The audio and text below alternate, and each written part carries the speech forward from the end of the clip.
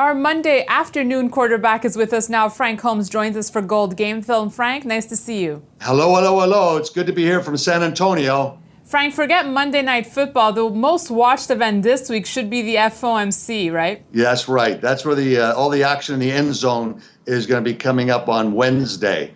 Domestic North America, and for the dollar, all eyes are going to be on Wednesday. Now, the industrial production numbers came out, and they were a little quieter than it was expected. They were slightly negative. People were expecting a 0.3 positive versus a negative 0.1 for today, but still hasn't really impacted interest rates. And we're having this spectacular rise in 5-year and 10-year, but in particular, the 5-year bond. And Frank, sorry to use another football pun here. However, investors are watching what Yellen will do. Will rates fumble? Well, that's the big question, is wordsmithing. How will she describe the exit by the Federal Reserve from the bond market?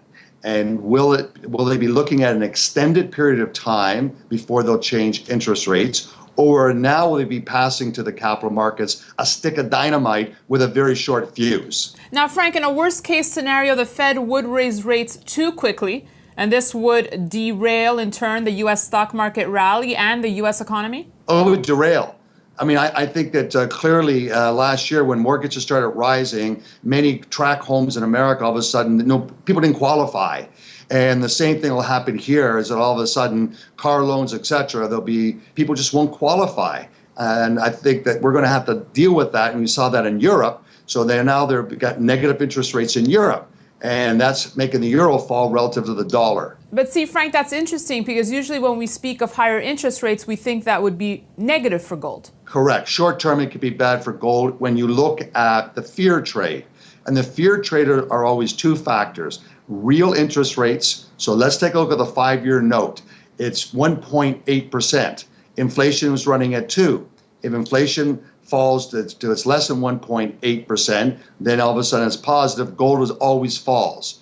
So we had last year, the 5-year government bond went from a negative 50 basis points to plus 50 basis points, and gold fell. Then it went negative again, gold rallied.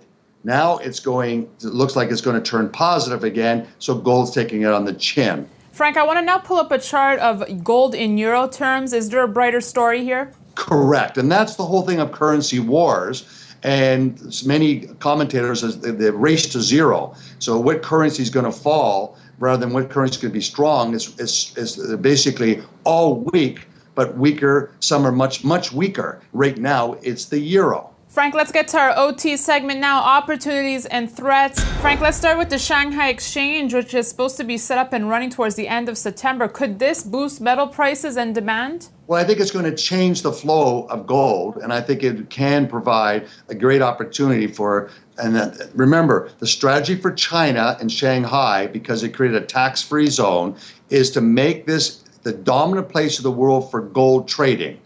That's the long-term vision. And based on their size of their GDP and the growth rate, it's just a matter of time. I think it'll take place. Shorter term, Frank, we have the Scottish referendum on Thursday. Could this cause or throw a curveball to gold? Well, sure can, but predominantly through the currencies. What will it do to the pound versus the euro? Scots are more aligned with the euro. Then what will happen in Barcelona? What will happen in northern Spain? They'll also want to have a referendum to separate. And so it could be very disruptive, and maybe Italy will separate the North versus the South because the North always says they carry the South. So you may all of a sudden have a catalyst for truly disruptive countries throughout all of Europe. All right, Frank, now let's end with your gold touchdown pass of the week. I'm sure we can assume safely what it is, but why don't you tell us? The touchdown pass is stay tuned to CPI numbers and the FOMC meeting taking place this Wednesday. That will be an important catalyst for the dollar. Frank, on that note, thanks so much. We'll definitely be watching what comes out of the FOMC. In the meantime, thanks for joining us, and we'll see you next week.